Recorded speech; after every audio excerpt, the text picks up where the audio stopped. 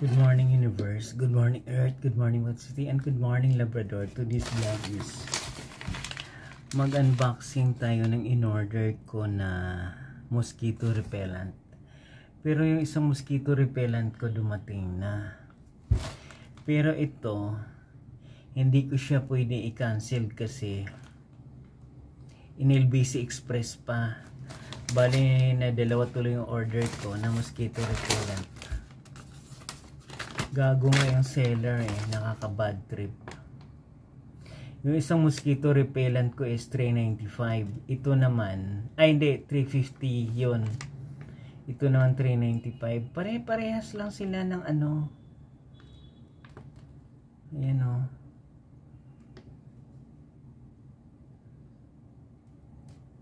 Yung isang ano ko ganito. Ayan o. Binuksan ko na. Pare-parehas lang.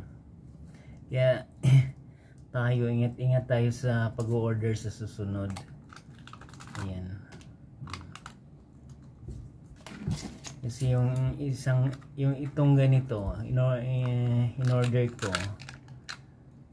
dumating siya. Ito naman, in-LBC pa talaga. Ito yung mosquito repellent. Lahat ng bakterya nito, mga insect, na mamatay dahil dito. Dalawa ito, yung isa nakasealed pa. Yan na. Kaya ingat-ingat tayo sa huwag tayo basta-basta umorder ng umorder. Ito naman, binablog ko talaga. Kasi sira ulo yung ano seller LBC pa.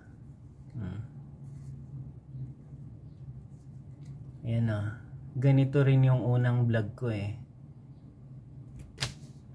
Dalawa to. Yung isa na doon. Iniwan ko. Kaya ingat-ingat tayo. Ito yung isa nakasealed. Ito, binuksan ko na.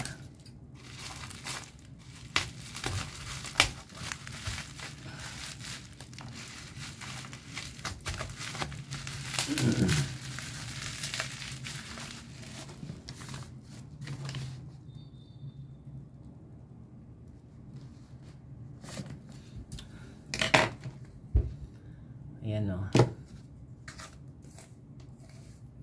Yung unang order kong ganito mosquito repellent kaso to na na sobrang yuping-yupi. Ito naman, ayan, dalawa na. Buy one take one kasi to. Kaya yung ganito ko, 4 na.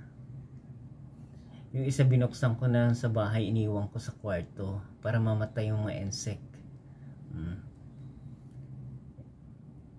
Mga lahat ng mga bakterya, yung mukhang bakterya, mamamatay sila lahat.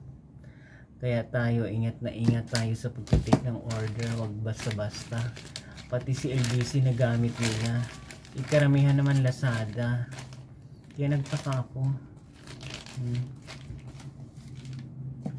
LBC online, mosquito repellent. Ito galing din to ng Malabon Kaya ingat-ingat tayo sa pagtitake ng order. Kasi in-order ko sa Lazada, mosquito repellent. Nila Lazada. Tapos may biglang nag-LBC na nag-deliver. Nakakaya naman sa LBC pag hindi ko kukunin. Sa Lazada pwede pang ibalik mo, doble yung order mo. Ito LBC to pinuntahan ako sa office. Diba gago yung seller? Diba? Hindi pa naman naglagay ng address. Kaya ingat tayo sa pagtitake ng online. Kasi minsan, yung isang seller, pina-LBC, yung isa, pina-Lazada. Diba? Ang sarap kutusan yung pagmumukha Ang kapal pag pinakancel ko to sa LBC, nakalagay dito amount to collect eh. Sa Lazada, pwede mo ipapakancel dyan. Pero sa LBC, depende pa sa iyo. Kaya masisira reputasyon mo sa mga seller ng mga peke eh. Ewan ko lang. We will try kung yung nandun sa akin eh. Basta ito. Inaano ko to sa office namin. Dineliver dito sa office namin. Kaya bad trip ako yun sa seller ng mosquito repellent eh. Ang sarap kutusan. Kaya guys, ingat-ingat tayo sa pagtitake ng order natin. Kasi minsan, nagdoble-doble kagaya niyan. Nagdoble. Hindi ko pa pwede pa-cancel si LBC. Pero si Lazada, pwede ko ipa-cancel kaso na una si Lazada. Kaya guys, kung nagustuhan yung yaw-yaw ko about vlog for today, please watch, like, share, and subscribe my YouTube channel Journey Magandang Buhay mga kapwa.